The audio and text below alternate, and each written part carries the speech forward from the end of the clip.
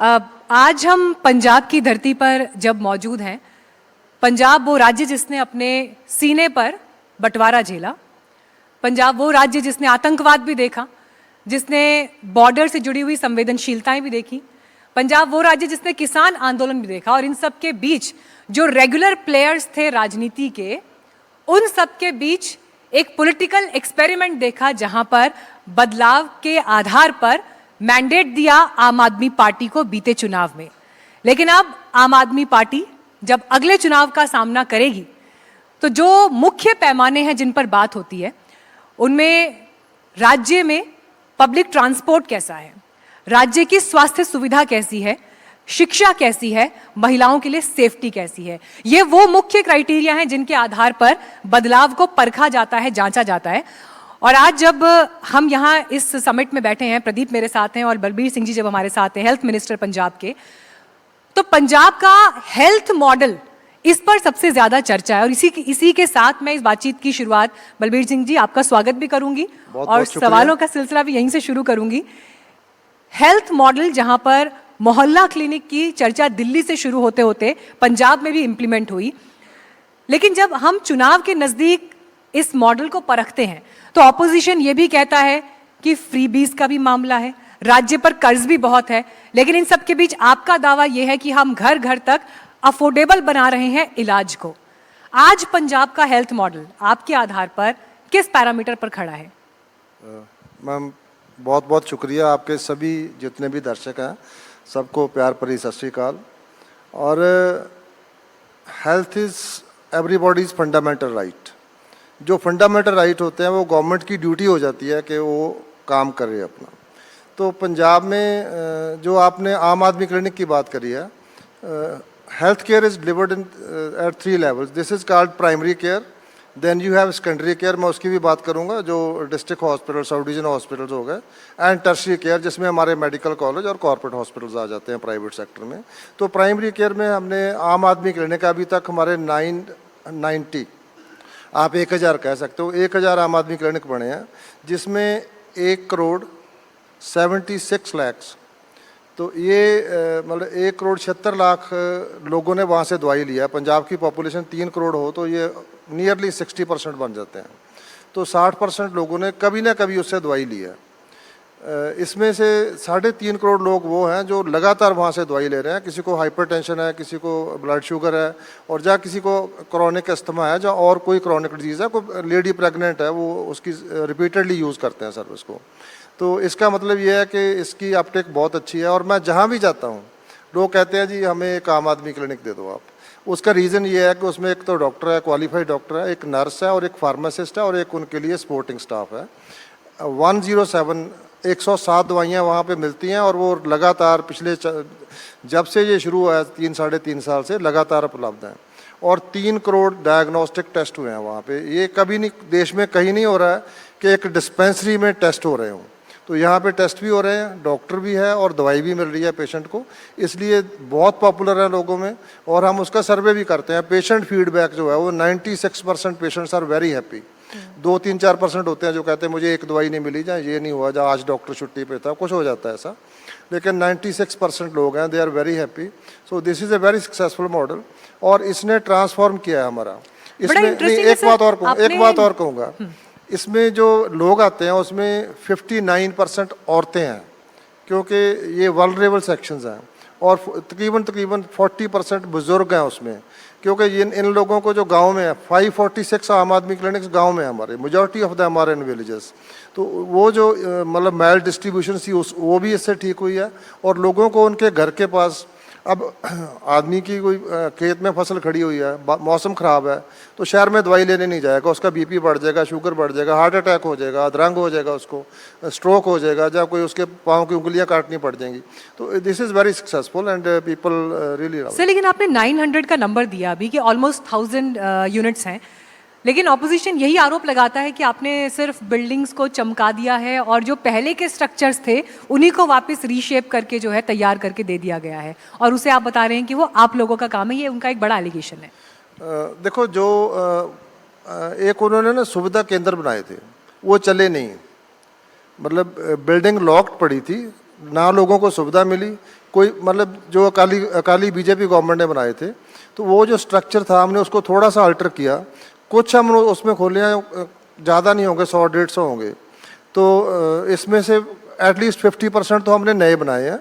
जो हमारी पुरानी बिल्डिंग थी, जो अनसेफ थी, जो गवर्नमेंट की हॉस्पिटल की बिल्डिंग थी, तो उनको हमने मतलब रीफर्बिश करके उसको बिल्डिंग को ठीक करके उसको, these are all air conditioned, fully digital, ये सारा काम उसका लैपटॉप के ऊपर हो रहा है, मतलब कोई पेपर वर्क नहीं है इसमें। मतलब दिस इज़ मतलब ये बेस्ट जो मॉडल है दुनिया में। कीनिया में समिट हुआ था जिसमें सारे डेवलप कंट्रीज आए थे, and it was declared that जो पंजाब का आम आदमी क्लिनिक मॉडल है, this is the best model for primary care.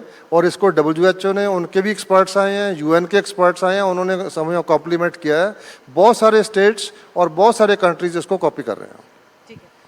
बहुत सारे लोगों का ये कहना है कि जब आप बात करते हैं इस मॉडल की, आप बात करते हैं फुटफॉल की, कि इतने लोग यहाँ पे आते रहे इतने सालों में, लेकिन फुटफॉल तो ठीक है, लेकिन क्या उनको दवाई मुहैया होती है? दे गेट मेडिसिन, उनको मेडिसिन मिलती है? और कई बार लोगों का ये भी कहना है कि जब हम जाते हैं तो वहाँ पे ताला लगा होता है, क्योंकि जब हम हेल्थ की बात करते हैं तो हेल्थ खाली हॉस्पिटल नहीं होता, हेल्थ सबसे बड़ा होता है एक भरोसा, एक विश्वास, एक ट्रस्ट। क्या वो ट्रस्ट के लिए, अकाउंटेबिलिटी और ट्रांसपेरेंसी के लिए कोई ऐसा सिस्टम है जब वहाँ लोग जाएं और वहाँ डॉक्टर ना हो, मेडिसिन ना हो? क्या कोई ऐप है या कोई ग्रीवेंस सेल है जहाँ पे वो कंप्लेंट करें और एक्शन लिया है आपने और लेते रहेंगे? ना, we have a very robust mechanism. मैंने जैसे बोला, पेशेंट से फीडबैक ले रहे हैं हम, ठीक है? तो हम we have a regular supply of medicine. आप तो एक पत्रकार हो, पत्रकार एक खोजी पत्रकार होते हैं, आप वो बनो, ना मेरी बात मानो ना उनकी बात मानो, आप खुद जाओ, अपना कैमरा लेके जाओ आम आदमी क्लिनिक में, जाके लोगों से बात करो, उनसे बात करो, आपको पता चल जाएगा सच्चाई। इससे ऑब्जेक्टिव तो नहीं हो सकता कुछ भी ना। बहुत सारे जर्नलिस्ट गए हैं वहाँ पे, उन्होंने बाद में आके अप्रिशिएट किया है। आई गारंटी यू कि आप भी करोगे, आप खुद जाके देखो।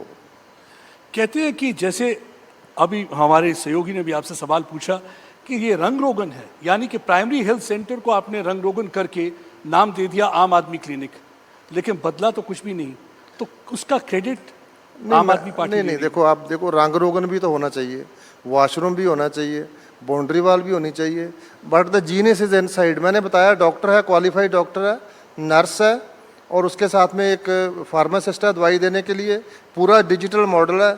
तो मतलब एवरी इवनिंग आई नो कि किस आम आदमी क्लिनिक में कितने पेशेंट देखे गए हैं, उनका फीडबैक क्या है, कितनी प्रेग्नेंट लेडीज़ आई हैं, हाइपरटेंशन के पेशेंट्स कितने आए हैं, डायबिटीज़ के। उसका मैं आपको एक और सबूत दूँ। एक गवर्नमेंट ऑफ इंडिया का डाटा आया है, लेटेस्ट आया है, वो 23-24 का डाटा आया है। उसको कहते हैं सैंपल रजिस्ट्रेशन सिस्टम, SRS बोल देते हैं। उसमें दो चीज़ें बहुत अहम है। एक तो जो औरत बच्चे को जन्म देती है, ड्यूरिंग डिलीवरी, जब उस पीरियड में जो उसकी डेथ होती है, उसको मैटरनल मॉर्टेलिटी बोलते हैं। 1 लाख बच्चे पैदा करने में कितनी औरतों की मौत होती है? ये पंजाब में 90 थी, अभी 23-24 में कम होकर 77 हो गया। ये फर्स्ट इंडिकेशन है कि हमारा हेल्थ सिस्टम रोबस्ट है। और हरियाणा में कितनी थी? 89, बढ़ गई है, ज़्यादा औरतें मरती हैं, 96 हो गई है। क्या मतलब हुआ इसका? ये ऑब्जेक्टिव है ये। और इसी तरह यूपी में कितनी है? 141, हमसे दुगनी औरतें मरती थी वहाँ पे, और बढ़ गई है। पॉपुलेशन भी तो ज्यादा है ना? हाँ जी, उत्तर प्रदेश की पॉपुलेशन भी फिर as compare to Punjab population से संबंध नहीं है इसका। 1 लाख बच्चा पैदा करने वाली जो औरतों ने 1 लाख बच्चे को जन्म दिया, उनमें से कितनी औरतों की मौत बच्चे को जन्म देने में हुई? इसको मैटरनल मॉर्टेलिटी कहते हैं। तो ये वो तो 1000 है, 1000 बच्चे पंजाब में पैदा हुए, 77 औरतें मरी, हरियाणा में पैदा हुआ 96 मरी, यूपी में 154 मरी। तो हमसे दुगने से भी ज़्यादा है। इसका मतलब this reflects on your health services. जो मैं डाटा के साथ बात करता हूँ, बिना डाटा की बात नहीं करता। दूसरी होती है बच्चे। हाँ। पहले साल में बच्चे कितने मरे, उसको इन्फेंट मोर्टेलिटी रेट कहते हैं। हमारा 16 था, 24 था, हमारा 16 हो गया। जो मिलेनियम डेवलपमेंट गोल है हमने ऑलरेडी अचीव कर लिया, उसमें 70 है, वो हमारा ऑलरेडी हो चुका है। उसका डाटा 26 का बाद में आएगा, 25-26 का आएगा, उसमें हमारा ये भी आएगा, वो अगले साल 27 में आएगा। तो वो भी हमने अचीव कर लिया, ये भी कर लिया। तो ये ऐसे नहीं हुआ है। तो हमने जो एंटीनेटल केयर है वो मोहल्ला क्लिनिक में देते हैं, HIV, हेपेटाइटिस B, C सब टेस्टिंग होती है वहाँ पे। अगर कोई ड्रग ओवरडोज का पेशेंट्स आता है, इमरजेंसी सर्विसेज होती हैं वहाँ पे। डॉग बाइट की वैक्सीनेशन वहाँ पे मिलती है। लोग टीका लगवाने नहीं जाते थे, कुत्ते ने काट लिया, मिर्ची लगा के छोड़ दिया, लेकिन उसमें कमी आई है। जी, तो ये मैं अपने अगले सवाल पर जाऊं, लेकिन उससे पहले क्योंकि बलबीर सिंह जी खुद मतलब आप डॉक्टर भी हैं, तो मैं आपके पास जो ये छोटी सी डायरी देख रही हूँ जिसमें आप अपने सारे डेटा और नंबर्स लिख कर लेकर आए हैं। So you are still on the basics, अपने बेसिक्स पर आज भी आप कायम हैं। ये मुझे बड़ा अच्छा लगा देख के, तो मुझे लगा कि ये बात ज़रूर अपने व्यूअर्स से शेयर करनी चाहिए। सर, आपने जितने एस्पेक्ट्स बताए अभी पंजाब मॉडल के, हेल्थ केयर मॉडल के, मेरा सवाल आपसे ये है कि क्या पंजाब का हेल्थ केयर मॉडल दिल्ली के मॉडल को पार कर गया है क्या? बिल्कुल कर गया, कर गया है। बिल्कुल कर गया। उसका रीजन ये है कि मॉडल तो दिल्ली का ही था। दिल्ली में आधी सरकार थी हमारी। दिल्ली में उन्होंने हमारी दो बार रही है ना हमारी सरकार, वहाँ पे 500 आम आदमी क्लिनिक बने थे, हमने 1000 बना दिए। 400 और इन द पाइपलाइन है, अगले 3-4 महीने में हो जाएंगे। 1400 हो जाएंगे आम आदमी क्लिनिक। इसके सिवा हमने पिंड क्लिनिक हम बोलते हैं, उसमें क्या है कि जो बहुत रिमोट विलेज है ना, वहाँ पे डॉक्टर नहीं जाते हैं। तो ये डिजिटल मॉडल होगा, ऑनलाइन मॉडल होगा। वहाँ पे पैरामेडिक्स होंगे, डॉक्टर ऑनलाइन अवेलेबल होगा, सारी इक्विपमेंट लगी होगी वहाँ पे, वो वाईफाई लगा होगा, सारा कुछ लगा होगा। तो ऑनलाइन कंसल्टेशन होगी। अगर डॉक्टर को लगेगा तो उसको बुला सकता है कि पेशेंट भी आप इसको ले आओ, जहाँ एम्बुलेंस भेजेगा। तो 250 वो शुरू होने जा रहे हैं। तो हमारे पंजाब में जहाँ तो आपके गाँव में, जहाँ बगल वाले गाँव में, साथ वाले गाँव में, जहाँ तो कम से कम वहाँ पे पिंड क्लिनिक होगा, जहाँ हेल्थ एंड वेलनेस सेंटर होगा, नहीं तो आम आदमी क्लिनिक होगा। और हमारे पास ऑलरेडी 23 तो हमारे डिस्ट्रिक्ट है, तो 23 डिस्ट्रिक्ट हॉस्पिटल है, 41 सब डिवीजन हॉस्पिटल है, जो मैं सेकेंडरी केयर की बात करता था। आपने स्पेशलिस्ट डॉक्टर्स की बात की, इमरजेंसी के सिनेरियोज क्या हैं उन सबको डिस्कस किया। प्रदीप, इससे पहले आप अगला सवाल लें, बस इसमें एक बात मैं और जोड़ना चाहूँगी, क्योंकि ऑपोजिशन की तरफ से जो एक बड़ा सवाल उठाया जाता है, बार बार जिक्र होता है पंजाब के कर्ज का। पंजाब पर पहले से ही भारी कर्ज है और 2026-27 तक राज्य का जो डेट है वो 4.5 लाख करोड़ तक का एक अनुमान उस पर है। ऐसे में जब आप बात कर रहे हैं फ्री मेडिसिन की, फ्री टेस्ट की, मुख्यमंत्री सेहत योजना जिसमें 10 लाख के इंश्योरेंस वाला मॉडल भी है, फाइनेंशियली कैसे सस्टेन करेगा सर? कैसे और कहाँ पर एक संतुलन की बात आएगी कि अब यहाँ से कुछ और? मैं समझती हूँ इस बात को कि हेल्थ एक बहुत ही बेसिक फाउंडेशन वाला क्राइटेरिया है जिस पर बात होनी चाहिए, लेकिन उसके बियॉन्ड भी जब राज्य पर इतना कर्ज है तो कहीं पर तो सरकार इस विषय में भी सोचेगी। मैं बड़ा सिंपल सा जवाब दूंगा इसका। वैसे तो आई अंडरस्टैंड के फाइनेंस मिनिस्टर भी आएंगे, वो सारा डाटा देंगे आपको जैसे मैं दे रहा हूँ। सबसे बड़ा इसका इंडिकेटर होता है कि डेट टू जीडीपी रेशो। अगर आपका जीडीपी बड़ा है, इन रिलेशन टू दैट आपका डेट कितना है, वो हमारा कम हुआ है। उस रेशो में हमारा कम हुआ है जितना हमने कर्ज लिया है। मैं आपको एग्जाम, आप 2 लोग हैं, आपकी इनकम 10 लाख हो गई, आपने 2 लाख कर्जा लिया है, इनकी इनकम 3 लाख है, इन्होंने 1 लाख किया, डेट किस पे ज़्यादा हुआ? इन पे ज़्यादा हुआ ना जी। सो इन दैट सेंस हमारी इनकम भी बढ़ाई है हमने, तो डेट जो हमने लिया, हमने किसके लिए लिया है? हमने लोगों को मल्ला क्लिनिक बनाए हैं, उनको सब सुविधा दी है। हम एजुकेशन पे नंबर 1 है, हम हेल्थ पे नंबर 1 बनने के लिए दिया है हमने जो बच्चों के लिए, मैं आपको एक और बड़ी इंटरेस्टिंग चीज़ बताता हूँ। हम ट्यूबरकुलोसिस के लिए दवाई देते थे लोगों को, ठीक है जी, लोग ठीक नहीं होते थे। फिर उसमें आप देखो ये कॉमन सेंस भी है। तो मैं तो शुरू से कह रहा था कि इनको पहले खुराक दो ना, इनको तभी दवाई काम करेगी, बिना खुराक के दवाई काम नहीं करती। तो केंद्र स्कीम लेके आई, एक निक्षय मित्रा ले आई। आपसे कहा भी आप एक पेशेंट अडॉप्ट करो, इनसे कहा, सबसे कह रहे हैं एक पेशेंट अडॉप्ट करो। ऐसे कोई गवर्नमेंट का काम ये है? हमने क्या किया, हमने कहा भी नहीं, जो पुअर पेशेंट्स हैं, जो मतलब नीचे वाले हमारे 65 लाख टोटल फैमिलीज़ हैं, उसमें से 40 लाख फैमिलीज़ को अनाज के साथ साथ चने की दाल मिलेगी, चीनी मिलेगी, तेल मिलेगा और हल्दी मिलेगी, सबको खुराक देंगे। तो ये खाली ट्यूबरकुलोसिस में थोड़ी है। अगर कोई किसी आदमी को डाइट ही नहीं मिलती, तो आज देश में 70% औरतें एनीमिक है और पंजाब में 57% है। अगर उनको न्यूट्रिशन नहीं मिले तो एनीमिक होंगे। अगर मदर एनीमिक होगी तो 70% बच्चे एनीमिक हैं। सबसे ज़्यादा बच्चे स्टंटिंग एंड वेस्टिंग में, अभी जाके आया हूँ गुजरात में, आप डाटा देख लो, नेशनल लेवल का डाटा है ये। सबसे ज़्यादा स्टंटिंग और वेस्टिंग गुजरात में है, मतलब जो जिसका मॉडल पूरे देश में बेचा जा रहा है। सबसे कम पंजाब में है। तो हम लोगों की न्यूट्रिशन के ऊपर खर्च कर रहे हैं, उनकी हेल्थ के ऊपर खर्च कर रहे हैं, उनकी एजुकेशन के ऊपर खर्च कर रहे हैं। तो हम किसी कॉरपोरेट को नहीं दे रहे हैं, किसी और को नहीं दे रहे हैं, लोगों को दे रहे हैं। लोगों की एक इसका फ़ायदा और है, जब आप किसी गरीब को, चाहे आप उसको फ्री बिजली दो, उसके पैसे बचेंगे। आपने उसको हेल्थ फ्री दे दी, उसके पैसे बचेंगे, उसके बच्चे फ्री में पढ़े, उसके पैसे बचेंगे। जब गरीब की जेब में पैसे आएंगे वो शाम को बाजार में आ जाएंगे, वो बच्चों के लिए खाना खरीदेंगे, कोई कपड़ा खरीदेंगे, घर के लिए कोई चीज़ खरीदेंगे, तो उससे मार्केट चलेगा।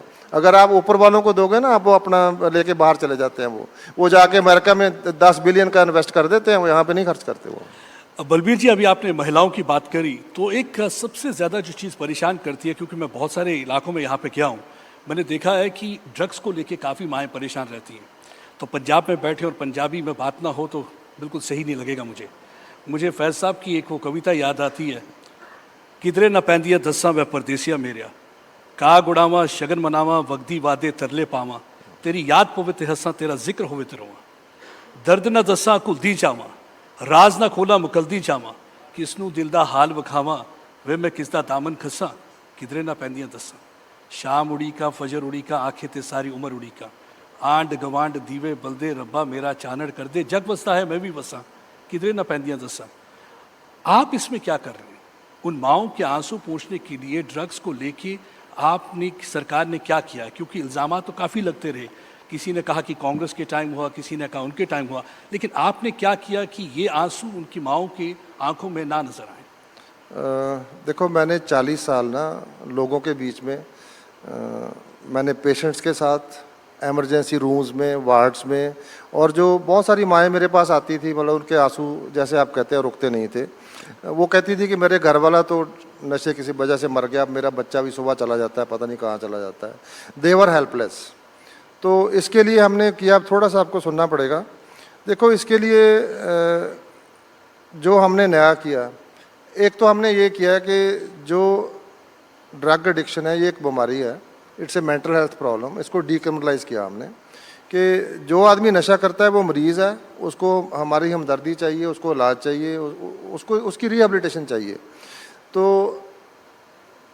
हमने बहुत सारे स्टेप्स लिए इसके लिए। तो उसमें जो मुख्य तौर पे मैं ये कहूँगा कि हमने एक पूरी स्ट्रेटजी के साथ, पहले तो हमने जो डी एडिक्शन सेंटर थे, रीहैब सेंटर थे, उसमें हमने स्किल डेवलपमेंट शुरू किया, हमने योगा शुरू कराया।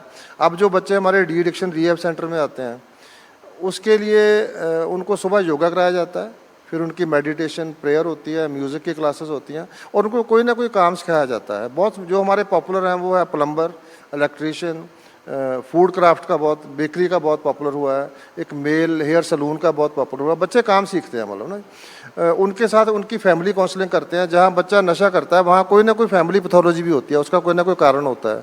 हमारे पास मेडिकल कॉलेज में जब मैंने टेक ओवर किया हमारी सरकार ने, तो क्लिनिकल साइकोलॉजिस्ट नहीं थे। उसका काम होता है कि उसने साइको एनालिसिस करके देखना है भी इसकी बीमारी की जड़ क्या है। काउंसलर नहीं थे, साइकियाट्रिस्ट की कमी थी, उसको हमने ओवरकम किया। हमने अपने साइकियाट्रिस्ट को, जो national drug dependence and treatment centre जो एम्स में है, नेमास में है, उनको अलग अलग जगह पे भेज के उनको हमने ट्रेनिंग कराया। उन्होंने आके हमारे मेडिकल ऑफिसर को ट्रेनिंग कराया। ये पूरा हमने किया। और Tata institute of social sciences और बिरला फाउंडेशन ने हमारे साथ कोलैबोरेट किया। हमने एक रीजनल सेंटर बनाया, जिसमें मतलब रिसोर्स सेंटर बनाया, जिसमें उसमें टेक्निकल सपोर्ट यूनिट बनाया हमने, उसके 5 रीजनल सेंटर्स बनाए। तो ये सारा करके हमने, हमारे पास 1400 बेड्स थे, हमने 5000 किया। 14000 बेड्स खाली रहते थे हमारे पास। जब मैं मिनिस्टर बना तो मैंने डाटा मांगा था, एक भी मेरे को डाटा नहीं दे पाए जो आदमी ड्रग डी एडिक्शन सेंटर से ठीक होके गया हो। आज 20,000 लोग ठीक होके गए वहाँ से, 20,000 पीपल। उसमें बहुत सारे लोग, हम उनको सूरमा बोलते हैं, कि उन्होंने नशा छोड़ दिया। अब कोई अपना जिम चला रहा है, कोई अपना ढाबा चला रहा है, किसी ने अपनी बेकरी खोली हुई है, कोई फैक्ट्री में काम कर रहा है, वो दूसरे लोगों को लेके आ रहे हैं। अब पंजाब में नंबर बढ़ने कम हो गए हैं, अब और नए लोग नहीं लग रहे हैं नशे पे। उसके लिए स्कूलों के टीचर्स को ट्रेन किया हमने, जो अभी 3000 टीचर्स की ट्रेनिंग अमृतसर में चल रही है। पंजाब के पूरे टीचर्स को ट्रेन कर रहे हैं।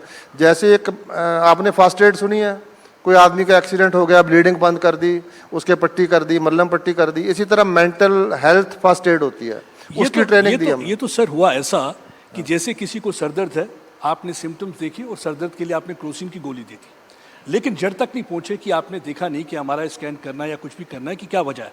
वो मैं इसलिए कह रहा हूं कि 2023 में सुप्रीम कोर्ट ने लताड़ा भी था। उनने कहा कि आप जब एक्शन लेते हैं, जड़ तक पहुंचने की जब मैं बात करता हूं, एक्शन किस पे लिया जाता है? ड्रग पेडलर पे पकड़ लिया जाता है, अब या जो ड्रग इस्तेमाल कर लिया कंज्यूमर। लेकिन बिग सिंडिकेट्स, अभी भी जो बड़ी बड़ी मछलियां, शार्क्स हैं, उन पे अभी भी उतना एक्शन नहीं लिया जा रहा है कि आपको लगता है कि वो करना जरूरी है तब तक ये सारा जो है ये सिलसिला खत्म नहीं होगा। आप जरूर अस्पताल खोलेंगे, रिहैब सेंटर भी ले जाएंगे, लेकिन लगता नहीं है कि आपको जब तक उन पे एक्ट नहीं करेंगे तब तक कुछ नहीं होगा, शिकंजा कसा जाएगा। आज की अखबार पढ़ी है आपने? फिरोजपुर में मेरा ख्याल 28 किलो आप, हेरोइन। हाँ मेरी बात सुनो आप, 2025 में पंजाब में 2000 केजी चिट्टा पकड़ा गया, जिसको हेरोइन बोलते हैं हम। अब हमारा बॉर्डर पाकिस्तान के साथ है, राजस्थान का भी है, गुजरात का भी है, दोनों बीजेपी रूल्ड स्टेट्स हैं, हमसे 4 गुना उनका बॉर्डर है। वहाँ पे कितना पकड़ा गया? 100 किलो से कम। वहाँ पे क्यों नहीं जाता, पंजाब में क्यों आता है? इसमें साजिश है, मैं कहता हूँ। केंद्र सरकार वहाँ कंट्रोल कर सकती है, यहाँ क्यों नहीं करती हो? हथियार पंजाब में क्यों फेंके जा रहे हैं? Punjab the youth is being targeted, क्यों कर रहे हो? आप कह रहे हैं कि उनकी शह पर हो रहा है ये? है जी, ये बड़ा एलिगेशन है। आप कह रहे हैं उनकी शह पर हो रहा है ऐसा? शह पे हो रहा है, मैं नहीं कह रहा हूँ। मैं ये कह रहा हूँ वो गुजरात में रोक सकते हैं, राजस्थान में रोक सकते हैं, तो पंजाब में क्यों नहीं रोकते? वाई मैं तो कह रहा हूँ पंजाब के खिलाफ ओपीएम वार चल रही है, नार्को टेररिज्म है जो मतलब ये पंजाब में किया जा रहा है। मतलब आप ये कह सकते हो they are looking the other way around. आपका कहने का मतलब है जानबूझकर सरकार जो है सेंट्रल गवर्नमेंट आप मुझे बता दो, सैटेलाइट उनके पास है, बीएसएफ उनके पास है, मिलिट्री उनके पास है। जब लड़ाई होती है तो पंजाब सफर करे, अगर ड्रग्स आती है तो पंजाब सफर करे। लेकिन सर यही तो फिर एलिगेशन लगता है ना, जब दिल्ली में आपकी सरकार थी, जब दिल्ली में सरकार थी सर, एक सेकंड बस, जब दिल्ली में सरकार थी उस समय भी यही आरोप लगता था कि बार बार जो है बीजेपी हमें काम नहीं करने दे रही, ये एलिगेशन लगता था। पंजाब जो कि फुल स्टेट आपके पास है, मैं तो आपको डाटा दे रहा हूँ ना, बॉर्डर किसके पास है? बॉर्डर की इंटेलिजेंस किसके पास है?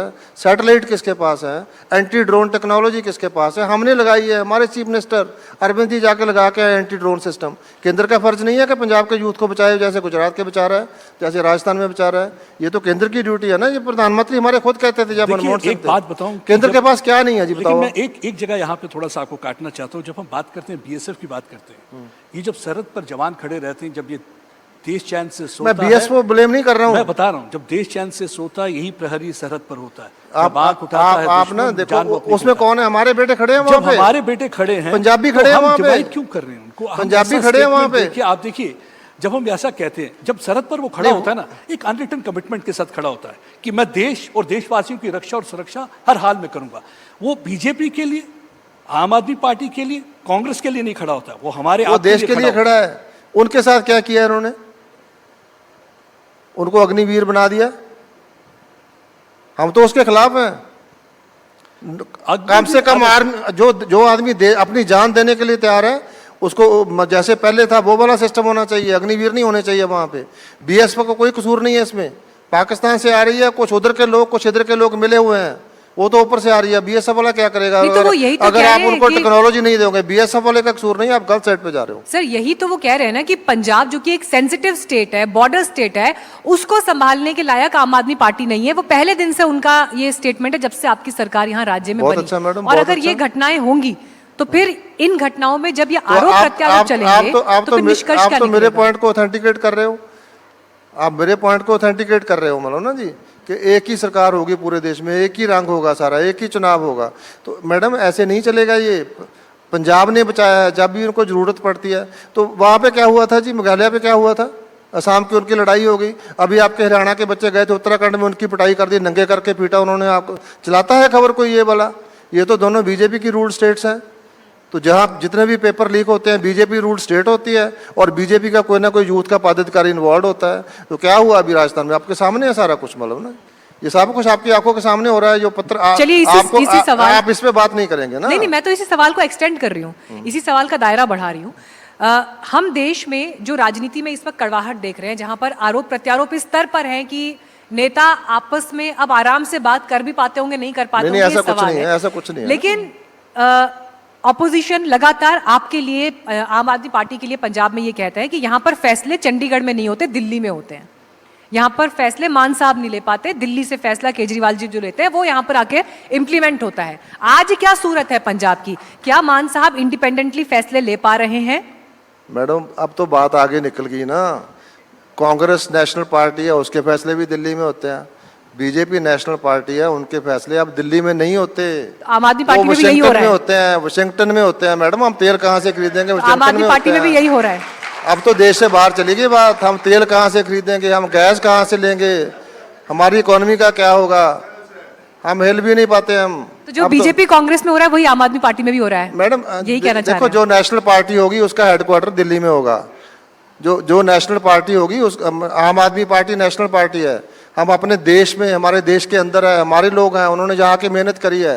हम गुजरात में करते हैं। मैं लेकिन अगर पंजाब का रिसोर्स दिल्ली के चुनाव के लिए इस्तेमाल होगा तो फिर कैसे आप पंजाब की जनता को कन्विंस करेंगे कि मैंडेट मैडम उनके लिए था? आप मुझे एक बात बता दो जी, राजस्थान का मुख्यमंत्री किसने बनाया जी? कौन था लीडर वहाँ पे? मध्य प्रदेश का कौन था?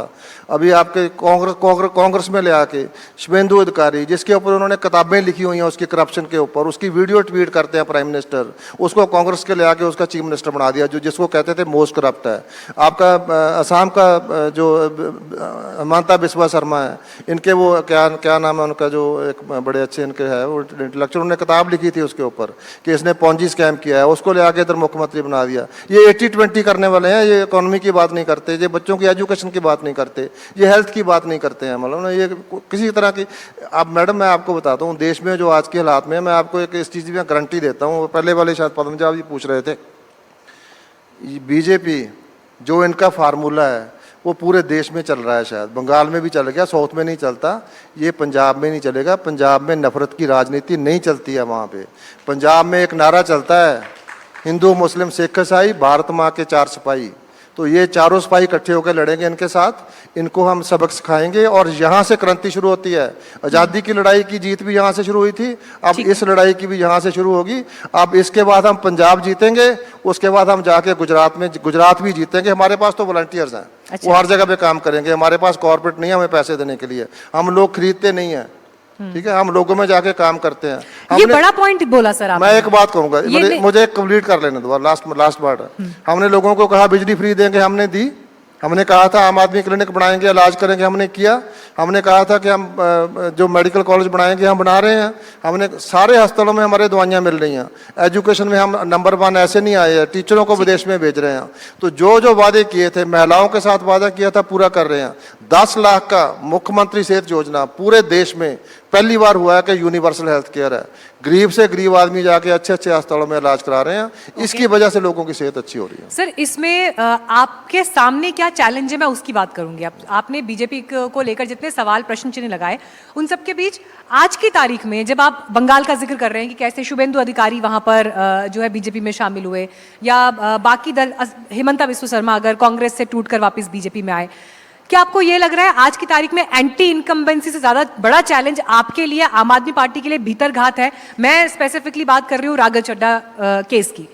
क्या आपको लगता है कि आपकी पार्टी में जो टूट हो रही है वो एंटी इनकम्बेंसी से बड़ा फैक्टर है आज आपके लिए एज ए चैलेंज? हमारे अंदर कोई प्रॉब्लम नहीं है। जो लोग डर गए वो मर गए, जो बिक गए वो बिक गए, हमें उनकी कोई परवाह नहीं है। पंजाब बिकने वालों का नहीं है, पंजाब डरने वालों का नहीं है, पंजाब लड़ने वालों का है। आपने करिए हमारे लिए चैलेंज क्या है, वो मैं बताता हूँ। जो हमारे लिए चैलेंज है वो देश के लिए भी चैलेंज है, वो दुनिया के लिए भी चैलेंज है। दुनिया में गुंडा राज है आज, देश में गुंडा राज है। डेमोक्रेसी के 2 पार्ट होते हैं, एक होता है जिसको हम इलेक्शन कमीशन कह सकते हैं, फ्री एंड फेयर इलेक्शंस।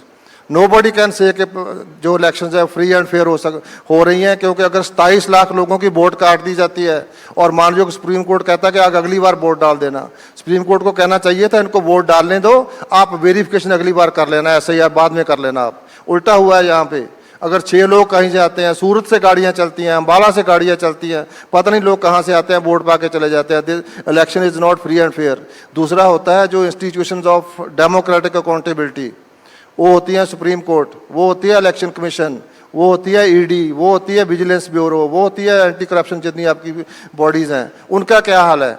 अगर मानयोग सुप्रीम कोर्ट के चीफ जस्टिस यूथ के बारे में ऐसी लैंग्वेज यूज़ करेंगे, अभी सिचुएशन एक्सप्लोसिव है, आप इसका फैक्ट देखोगे आने वाले में। और आज तक इतिहास गवाह है कि जितने भी रूलर आए हैं जिन्होंने जबर और जुल्म किया है, उनको जवाब सिर्फ पंजाबियों ने मुंह तोड़ दिया है। अगर मोदी सरकार एक बार झुकी है तो पंजाब के किसानों ने झुकाया उनको। मैं 13 महीने उनके साथ बैठा था वहाँ पे, मैंने 13 महीने ड्यूटी करी है किसानों के साथ, उनकी मरहम पट्टी करी है, मैंने जुल्म देखे उनके ऊपर होते हुए। और ये इतिहास गवाह है दशमेश पिता के गुरु गोविंद सिंह के टाइम पे हुआ। जब जब लड़ाई जबर जुल्म और जुनून के साथ हुई है तो जुनून जीता है, पंजाब का जुनून जीतेगा, इनका जबर हारेगा पंजाब में। आप सेहत के महकमे की बात कर रहे थे, आपने कहा कि एक मॉडल है जो हमारा बहुत अच्छा चल रहा है, लेकिन आपकी पार्टी की सेहत के बारे में बात करते हैं। हाँ। क्योंकि एक वक्त था कि आम आदमी पार्टी को एक ऑल्टरनेटिव की तरह देखा जा रहा था कि किस तरीके से गुजरात में भी इलेक्शन लड़ रहे थे, एक नेशनल पार्टी बनती जा रही थी। लेकिन क्या वजह हुई, क्या कहाँ सेहत में खराबी हुई पॉलिटिकल पार्टी की कि आज वो सिकुड़कर सिर्फ पंजाब में रह गई है? और एक वक्त ये भी आ गया कि अरविंद केजरीवाल भी चाहते थे कि पंजाब में आ जाएं, क्योंकि उन्हें लग रहा था कि यहाँ पे रहना उनके लिए बेहतर रहेगा।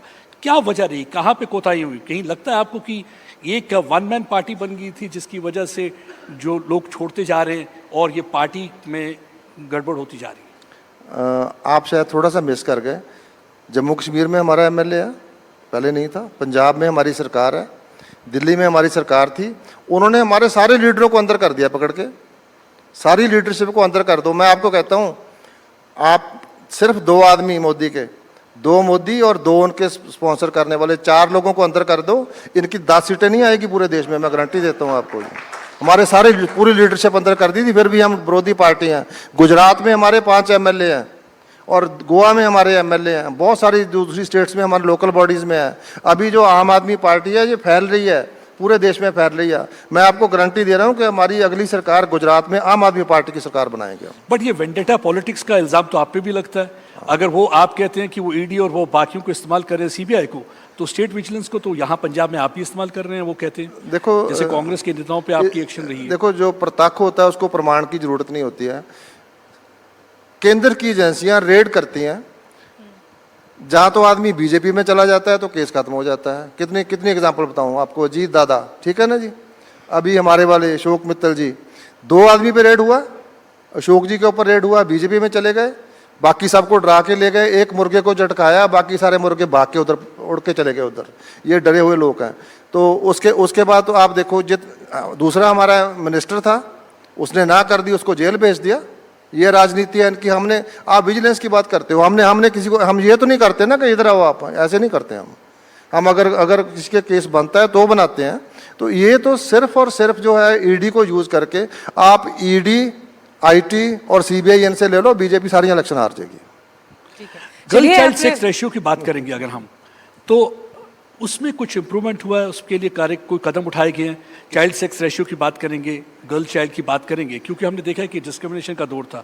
कहते हैं तन पर पहरा भटक रहा मन, साथ ही केवल है सूनापन, मैं भी रोती हूँ अकेले में जो फंस गई जमेले में। सही बात। नारी कल तक थी जो प्यारी, आज लगे है वही भारी, कल कमला परसों बिमला, हो सकता है सुप्रीत की हो बारी। तो इसमें क्या कर रहे हैं? क्योंकि ये जो अल्ट्रासाउंड का जो पैरा लगा देते थे देखने के लिए, कितना इसमें ये हुआ है, सुधार हुआ है? इसमें हुआ है, हमारे इम्प्रूव हुआ है, मतलब we are much better off now.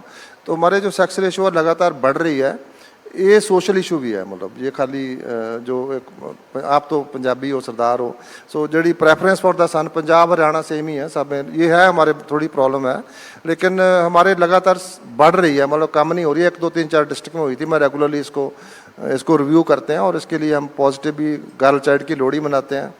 तो अभी देखो, लड़कियां जिस भी फील्ड में आई हैं उसमें, चाहे एजुकेशन की बात कर लो, अब कोई भी, मतलब टॉप 5 पोजीशन में से 3 या 4 लड़कियों की होगी। मेडिसिन में हमारे 60% लड़कियां एमबीबीएस करती हैं। तो लड़कियां को जहां अपॉर्चुनिटी मिली है वो दे एक्सेल, स्पोर्ट्स में भी उन्होंने, तो हमारी लड़कियों ने बहुत अच्छा किया है। ये this is a crime against humanity. हमारा तो रिलीजन भी अलाउ नहीं करता और ये सोशल ईवल है, इसको हम रेडिकेट करेंगे और इसके लिए डिटरमाइंड है। ठीक है, अब कुछ सवाल ऑडियंस में से भी लेंगे। अगर आप में से कोई सवाल पूछना चाहे तो माइक भी पास करेगा, लेकिन उससे पहले ऑडियंस के पास जाऊँ। चीमा साहब भी आ गए हैं सर, वेलकम आपका। एक सवाल सर आपसे बंगाल के लिए पूछूंगी। बंगाल में आपको क्या लगता है, ममता बनर्जी हारी हैं या बीजेपी जीती है? मैडम देखो, इसमें ऐसा है कि मैं कहूँगा कि ममता बनर्जी इलेक्शन तो हारी हैं, लेकिन बीजेपी नहीं जीती है। वहाँ पे ईडी जीत गया, ठीक है जी, वहाँ पे सीबीआई जीत गई, वहाँ पे इलेक्शन कमीशन जीत गया। एसआईआर को लेकर आप लोग भी चिंतित हैं पंजाब के लिए? हम चिंतित नहीं हैं, हम तो मुकाबला करने के लिए तैयार हैं। जब ऐसे हालात बनते हैं ना, जब जबर जुल्म सामने आ रहा हो, तो पंजाबियों का जुनून जाग पड़ता है। तो जो किसान है, जो बॉर्डर पे बैठे थे 13 महीने, अब इनको गांव में जाएंगे, इनको पता चल जाएगा। challenge कर रहे हैं? मजदूरों से नरेगा जीत लिया इन्होंने। मैडम देखो, आप मेरे को एक बात बताओ, पंजाब के किसान अपनी राजधानी में जाके प्रोटेस्ट नहीं कर सकते, क्यों नहीं कर सकते जी? मुझे बताओ, है कोई इसका लॉजिक है कहीं पे? अब ये हमें हमारी राजधानी चंडीगढ़ से निकालना चाहते हैं, नहीं, लेकिन चंडीगढ़ छीनना चाहते हैं। लेकिन नहीं, जैसे मैडम, सर क्योंकि अभी केजरीवाल साहब ने भी जब स्टेटमेंट दिया, उन्होंने कहा नीट की परीक्षा रद्द हुई तो छात्र अब सड़क पर प्रोटेस्ट करें। जब बड़े नेता इस तरह के बयान देंगे तो जमीन पर उसका क्या इम्पैक्ट होगा? क्या हम देश को, और बीजेपी बार बार ये बात कहती है कि आप क्या यूथ को ये कह रहे हैं कि आप आइए सड़कों पर उतरिए, प्रोटेस्ट करिए और पॉलिटिकली हम आपके साथ खड़े होंगे? क्या क्या अर्थ है इस परिस्थिति का? क्या ये एक अराजकता की तरफ नहीं लेके जाएगा देश को? मुद्दे तो देश के संसद में सुलझने चाहिए ना, सड़क पर थोड़ा ना सुलझेंगे। मैंने ना इमरजेंसी भी देखी है, आई वॉज मेडिकल स्टूडेंट, तो हम भी उसमें गए थे, हमें भी पकड़ के ले गए थे, लेकिन जेल नहीं भेजा था, थाने से वापस भेज दिया था। जब जबर जुल्म का हाथ होता है तो सारे वर्ग आएंगे, जिसमें किसान भी आएंगे, मजदूर भी आएंगे, फैक्ट्री वर्कर्स भी आएंगे, एम्प्लॉइज़ भी आएंगे, और जो स्टूडेंट्स हैं, अब केजरीवाल जी को कहने की ज़रूरत है जी? अब 22 लाख स्टूडेंट्स, मैं खुद एक डॉक्टर हूँ, मैं समझ सकता हूँ कि 3 साल बच्चे शादी पे नहीं जाते, पिकनिक नहीं करते, फिल्म देखने नहीं जाते, लगातार पढ़ते हैं। जब बच्चा एग्जाम दे के आता है उसको पता चलता है कि पेपर लीक हो गया, उस मतलब क्या बीती है उस स्टूडेंट्स के ऊपर? कभी सोचा है आपने? 1 करोड़ लोग हैं, उनके पेरेंट्स, भाई और बहन बना लें, और एक बार नहीं हुआ मैडम पेपर, इनके 90 से ज़्यादा पेपर लीक हुए हैं, मेरे पास पूरी लिस्ट है। सबसे ज़्यादा राजस्थान में हुए हैं, फिर यूपी में है, गुजरात में है, महाराष्ट्र में पेपर लीक हो रहे हैं। तो वही एक नेटवर्क बना हुआ है, और जो इंस्टीट्यूट्स हैं, मेडिकल इंस्टीट्यूट्स हैं, वो भी इनकी हैं। जो आदमी अपना एक मतलब चलाता है अपना एक मतलब उसके लिए, स्टूडेंट्स के लिए, उसको आप उसका पेपर सेटर बना रहे हो, आप वो पेपर लीक हो रहा है वहाँ पे। चलिए, ये सारे सवाल जो हैं आवश्यक प्रश्न हैं। ये जो है ना जी, ये यूथ के साथ खिलवाड़ कर रहे हैं, मतलब मिलिट्री के यूथ के साथ किया, नौकरियों में कर रहे हैं, पढ़ाई में कर रहे हैं, और हेल्थ के मामले में कर रहे हैं। तो ये सिचुएशन जो है ना, बीजेपी संभाल नहीं पाएगी जिस तरह। चलिए, सेंटर के लिए आपने जो भी सवाल खड़े किए, लेकिन पंजाब में डिफेंडिंग चैंपियंस आप हैं और एंटी इनकम्बेंसी का सामना आपको करना है। इन सबके बीच आगे चुनाव किस दिशा में जाएगा, इस पर हम जरूर इंतजार करेंगे। एंटी इनकम्बेंसी नहीं है, प्रो इनकम्बेंसी है। Pro incumbency. हमने जितने वादे किए थे सारे पूरे करे, हमने सारे वादे पूरे करके जा रहे हैं। देर से चलिए, आप पूरा भरोसा दिखा रहे हैं, लेकिन फैसला तो सर जनता की अदालत में होगा। But thank you so much sir, हमारे साथ जुड़ने के लिए, मंच पर आने के लिए। Thank you so much. Thank you for thanks.